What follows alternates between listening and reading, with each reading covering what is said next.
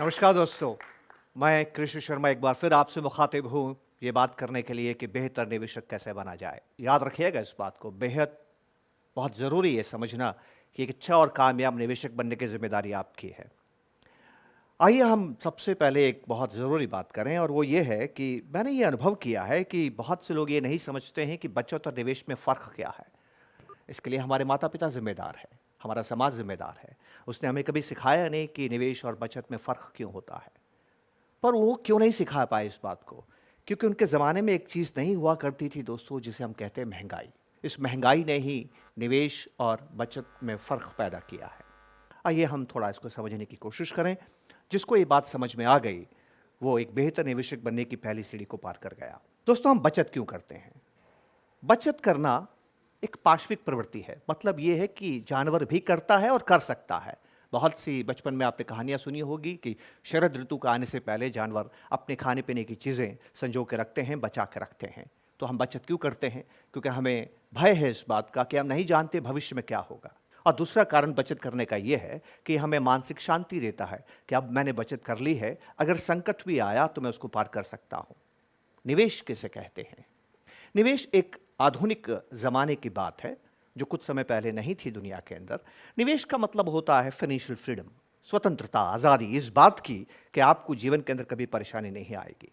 और निवेश आपकी बचत को इस्तेमाल करके कुछ इस तरह से काम करता है कि आपको पैसों के लिए काम नहीं करना होता है। गौर कीजिए आस-पास देखिए, हम लोग पैसों के लिए काम करते हैं। हम कमाना चाहते हैं, तभी तो हम जीते हैं। क्या उम्र भर हम कमाएँगे?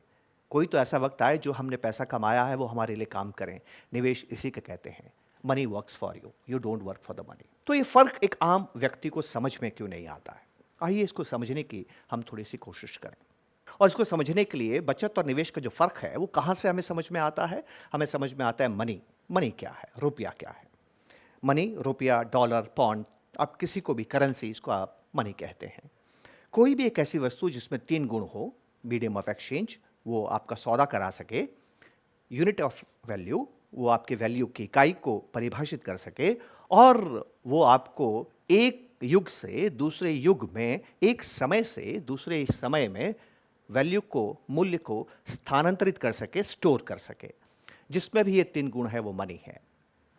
इस मनी ने ही निवेश को ज़रूरी बनाया है। कैसे? जब पहली-पहली मनी दुनिया में इस्तेमाल होना शुरू हुई, मुद्रा जिसको आप कहते हैं, वो जब दुनिया में इस्तेमाल होना शुरू हुई, तो आपने सुना होगा कि वो सोने की बनती थी, वो चांदी की बनती थी। ऐसा क्यों? क्योंकि ये अमूल्य धातु होती थी और धातु का जितना मूल्य होता था, उसी मूल्य का आपको वस्तुएँ, सेवाएँ मिलती थी। तो दुनिया में दोस्तों महँगाई नहीं थी, क्योंकि सोने और चांदी की आपूर्ति बहुत कम हुआ करती थी। जैसे-जैसे आर्थिक विकास होता था, लोगों की आमदनी बढ़ती थी। आमदनी जब मुद्रा में अदा की जाती थी, तो आपको उतनी ही आमदनी अदा की जा सकती है, जितनी कि उस धातु की पूर्ति है। अगर धातु कम है, तो आमदनी कम है, धातु ज़्यादा है, तो आमदनी ज़्यादा है। आपने सुना होगा कि जब स्पेन और पुर्तगाल ने दुनिया पे राज किया, उसके बाद अंग्रेज़ों ने और फ्रांस ने दुनिया पे राज किया, तो दुनिया भर से उन्होंने सोना और चांदी को एकत्र करके यूरोप में वो लेके गए। और उसके बाद में पहली बार दुनिया के अंदर हमने महँगाई को समझा कि जब बहुत ज़्यादा धातु, बहुत ज़्यादा सोना और बहुत ज़्यादा चांदी यूरोप में आ गई, तो वो महँगाई बढ़ी। तो महँगाई क्यों बढ़ती है? इकोनॉमिस्ट ये कहता है कि महँगाई तब बढ़ती है, जब मुद्रा की आपूर्ति बढ़ती है। Higher the supply of money, higher the inflation. अब देखिए आगे समझते हैं। धीरे-धीरे इंसान और आगे बढ़ा, आपसी व्यापार बढ़ने लगा, देश आपस में व्यापार करने लगे, एक-दूसरे से मेल-जोल बढ़ने लगा, लेकिन ऐसे ही एक वातावरण में पहला विश्व युद्ध हुआ, उसके बाद बहुत जल्दी दूसरा विश्व युद्ध हुआ। द्वितीय विश्व युद्ध के बाद में बहुत ज़रूरत महसूस की गई कि सोने और चांदी के आधार पर व्यापार करना बहुत मुश्किल है।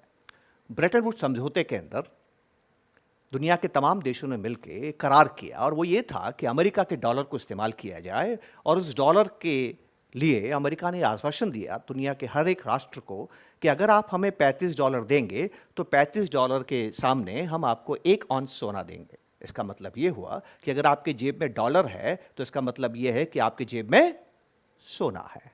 इसको बोलते हैं गोल्ड स्टैंडर्ड या इसको बोलते हैं रिप्रेजेंटेटिव मनी। जब तक दुनिया में रिप्रेजेंटेटिव मनी रही, महंगाई शने-शने बढ़ी। महंगाई तभी होती थी जब युद्ध होते थे, महंगाई तभी होती थी जब अकाल पड़ते थे। लेकिन एक घटना घटी दुनिया में दोस्तों। इस व्यवस्था का कुछ देशों ने लाभ उठाया। मैं विस्तार में उस पर नहीं जाऊंगा, पर उस लाभ से परेशान हुए अमेरिका ने, रिचर्ड निक्सन जो उनके राष्ट्रपति थे, 15 अगस्त 1971 के अंदर ये व्यवस्था खत्म कर दी। उन्होंने कहा कि सोने को अब डॉलर में परिवर्तित नहीं किया जाएगा। पर डॉलर तो चलता रहा। डॉलर क्यों चलता रहा? क्योंकि अमेरिकी सरकार का वो लीगल टेंडर था कि जहां पर भी आप डॉलर देंगे आप कारोबार कर सकते हैं। इसको हमने बोलना शुरू किया फिएट करेंसी। फिएट करेंसी वो करेंसी होती है जिसका स्वयं का मूल्य नहीं होता है। देखिए, चांदी और सोने का स्वयं का मूल्य होता है। मेरे घर में जब बंटवारा हुआ था तो मैंने क्या अनुभव किया कि आज से 70 साल पहले, आज से 100 साल पहले के चांदी के सिक्कों का बंटवारा हुआ। वो 1 रुपया, उस पर भी 1 रुपया लिखा है, भारत का 1 रुपया, पर वो 1 रुपया आज 1000 रुपये से भी ज्यादा है। क्यों? क्योंकि उस रुपये की स्वयं की मूल्य है। लेकिन आज जो रुपया हम इस्तेमाल करते हैं उसका स्वयं का मूल्य नहीं है, वो फिएट करेंसी है। फिएट करेंसी का मूल्य तभी तक होता है जब तक सरकार उसके पीछे है। सरकार उसके पीछे से हट गई तो आपके 500 और 1000 रुपये के नोट अब नहीं चलते हैं नोटबंदी के बाद में। तो फिएट करेंसी में मुश्किल क्या है दोस्तों? फिएट करेंसी में मुश्किल यह है इस मुद्रा में कि कागज की होती है, सरकार के आदेशानुसार होती है, जितना मर्जी सरकार छाप सकती है। जब भी सरकार को मुद्रा छापने की जरूरत होती है, आर्थिक विकास और मांग की वजह से इस मुद्रा की आपूर्ति बढ़ाई जाती है। और हमने क्या समझा था कि जब मुद्रा की आपूर्ति बढ़ती है तो उससे महंगाई बढ़ती है। ये महंगाई हमारे माता पिता, हमारे पूर्वजों ने कभी देखी नहीं, कभी समझी नहीं, इसलिए वो बचत और निवेश में फर्क नहीं कर पाए दोस्तों। एक कामयाब निवेशक के लिए सबसे ज़रूरी बात यह है कि आप इस बात को समझें कि महंगाई आपकी सबसे बड़ी दुश्मन है। ये जो महंगाई है इसने बचत और निवेश के बीच में फ़र्क पैदा करना शुरू किया। मेरे दादा और मेरी दादी ने अगर चांदी के सिक्कों को बचाया तब भी उनकी दौलत बढ़ती रही, पर मेरे माता और पिता ने रुपये को बचाया, उनकी दौलत नहीं बढ़ी। दोनों ने ही रुपये को बचाया।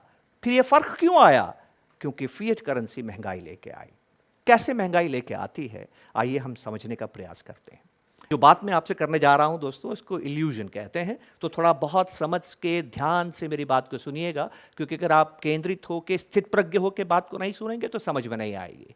मैं आपको 2 विकल्प देता हूं। पहला विकल्प यह है कि मैं आपको 2000 रुपये देता हूं। दूसरा विकल्प यह है कि मैं आपको 100 रुपया देता हूं। दोनों में से क्या लेना पसंद करेंगे? चुनाव आपका है। 2000 का नोट लेंगे। क्यों? क्योंकि 2000 का नोट मूल्य में 1000 से ज्यादा होता है। बहुत बेहतर, हर कोई ये बात कह सकता है। अब थोड़ा कल्पना कीजिएगा, हॉलीवुड की मूवीज में आपने देखा होगा कि हमारे पास एक टाइम मशीन है। टाइम मशीन के जरिए मैं आपको सशरीर भूतकाल में ले जा सकता हूं, भविष्यकाल में ले जा सकता हूं। उस टाइम मशीन का मैं इस्तेमाल करता हूं और मैं आपसे कहता हूं कि ये 100 रुपये का नोट मैं आपको सन 2000 में दूंगा, लेकिन 2000 का नोट आपको सन 2018 में मिलेगा। दोस्तों बताइए क्या लेना पसंद करेंगे? आपने देखा आपके विचार बदल गए। क्यों? क्योंकि आज से 18 साल पहले के 100 रुपये की मूल्य, आज से 18 साल पहले 100 रुपये की क्रय शक्ति आज के 2000 रुपये से ज्यादा थी। कितनी साधारण सी बात है, लेकिन इस रुपये को हम धन कहते हैं। मेरी माँ मुझे कहती थी, बेटा बड़ा होकर पढ़ाई लिखाई कर, खूब रुपया कमाना। गलत कहती थी।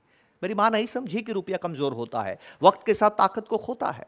और मेरी माँ सोने को भी धन कहती थी, रुपये को भी बचा के रखती थी और सोने को भी बचा के रखती थी, दोनों से लगाव रखती थी। आइए सोने को समझते हैं, जो धन का दूसरा रूप है। मैं आपको 2 विकल्प देता हूं, ठीक इसी तरह से। एक 50 ग्राम सोने का सिक्का, एक 100 ग्राम सोने का सिक्का। दोनों में से आप एक ले सकते हैं। क्या लेना पसंद करेंगे? 100 ग्राम का सिक्का। क्यों? क्योंकि 100 ग्राम का सिक्के का मूल्य 50 ग्राम से ज्यादा होता है।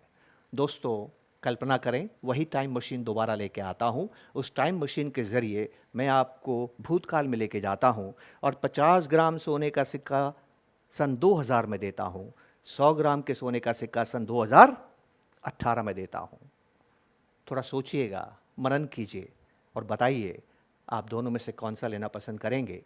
50 ग्राम का सिक्का जो आपको सन 2000 में दिया जाए, या 100 ग्राम का सिक्का सो आपको सन 2018 में दिया जाए? क्या लेना पसंद करेंगे? 100 ग्राम। इस बार आपका विचार नहीं बदला। याद है पिछली बार आपने क्या किया था? आपने 2000 रुपये को छोड़ के 100 रुपया लिया था, क्योंकि आज से 18 साल पहले के 100 रुपये की क्रय शक्ति आज के 2000 के रुपये से ज्यादा थी। पर सोने में क्या हुआ? आज भी 100 ग्राम के सोने का मूल्य 50 ग्राम के सोने के मूल्य से ज्यादा है। 1000 साल पहले आदिकाल में भी था और 1000 साल बाद भविष्य काल में भी 100 ग्राम का सिक्का सदैव 50 ग्राम के सिक्के से बड़ा रहेगा। क्या कारण है इसका? इसका कारण है कि सोना एसेट है, सोना निधि है, सोने के अंदर ताकत है कि जैसे जैसे वक्त आगे बढ़ता है उसका मूल्य बढ़ता है। पर रुपया निधि नहीं है दोस्तों, रुपया धन नहीं है, रुपया एसेट नहीं है। रुपए में किया गया निवेश जो आप डिपॉजिट करते हैं, एफडी करते हैं, वो धन नहीं है, क्योंकि जैसे जैसे वक्त गुजरता जाएगा उसकी क्रय शक्ति, उसकी ताकत, उसका मूल्य कम होता चला जाएगा। तो जो लोग रुपया संग्रह करते हैं या करेंसी बेस्ड निवेश करते हैं, वो क्रय शक्ति में बढ़ते नहीं हैं, वो धनी नहीं होते हैं। पर जो लोग एसेट्स जमा करते हैं, 3 प्रकार के एसेट्स बहुत ही लोकप्रिय हैं, सोना, ज़मीन और इक्विटीज़। आपने देखा होगा कि दुनिया के सबसे धनी लोगों के धन की जब हम बात करते हैं तो यही तो बात करते हैं कि उसके पास इक्विटीज़ में निवेश कितना है, उसके पास सोना कितना है, उसके पास ज़मीन कितनी है। और तो और आधुनिक काल के अंदर हम सिर्फ ये देखते हैं कि उसके पास इक्विटीज़ कितनी है। अगर आप फोर्ब्स मैगज़ीन के 500 सबसे धनी लोगों को देखेंगे तो उन धनी लोगों के पास क्या है? केवल इक्विटीज़ हैं, ओनरशिप ऑफ बिजनेस। तो दोस्तों हमेशा याद रखिए, धन वो होता है जिसकी शक्ति समय के साथ बढ़ती है। हर वो चीज़ जिसकी शक्ति, क्रय शक्ति, मूल्य वक्त के साथ कम होती है, उसमें कभी निवेश न करें। यह निवेश का जरिया नहीं है। बचत और निवेश में ये बड़ा फ़र्क है जो किताबें नहीं सिखाती, ज़िंदगी सिखाती है। समाज और हमारे माता पिता नहीं सिखा पाए क्योंकि उन्होंने इस महंगाई को नहीं देखा था। Fiat currency, supply of money को हमेशा याद रखिएगा। ये निवेश की सबसे ज़रूरत ज्ञान है जिसके ऊपर हमको विचार करना होगा। मुझे उम्मीद है कि आप बेहतर निवेशक बनने के लिए कोशिश करेंगे कि एसेट्स में निवेश करें, अधिक से अधिक बचत करते हुए उसको निवेश में परिवर्तित करेंगे। दोस्तों यही आज की चर्चा का विषय था। आपने मुझे समय दिया, इसके लिए बहुत बहुत धन्यवाद। शुक्रिया। जय हिंद।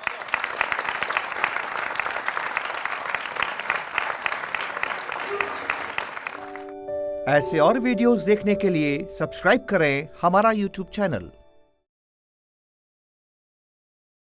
म्यूचुअल फंड निवेश बाजार के जोखिमों के अधीन हैं। योजना से जुड़े सभी दस्तावेजों को ध्यान से पढ़ें।